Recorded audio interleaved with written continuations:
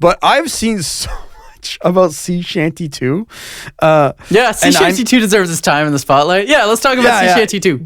So, 2 minutes of music. It's at Port Sarim, simple, very catchy, and somehow it escaped the game and became one of like a huge meme. Why is it a meme? Why is it so remixed? Why is it so popular? Why did it pop off? I cannot tell you.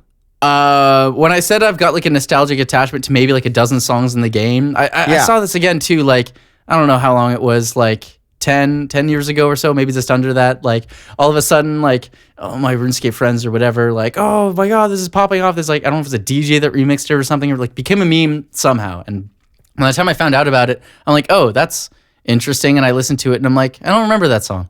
Like, I remember Port Sarim, and you know, it's kind of like the piratey cove kind of part. You can like sail on ships and charter them around. So it's like, yeah, Sea Shanty 2 makes sense. There's also a Sea Shanty.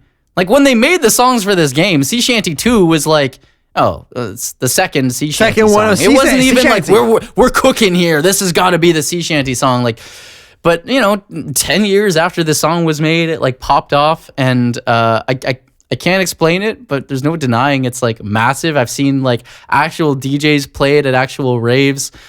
Like Ailstorm, this folk metal band that I really like, kind of a pirate metal kind of thing. Ailstorm, they have a cover of Sea Shanty in their metal pirate goofy style on one of their like latest albums, and it's like, so it's like, it is a real thing.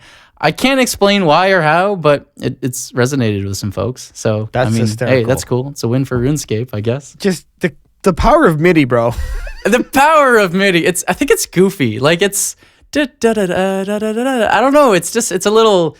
Well, there was also like a Sea Shanty. Like, remember when Sea Shanties were going viral like 5-6 years ago?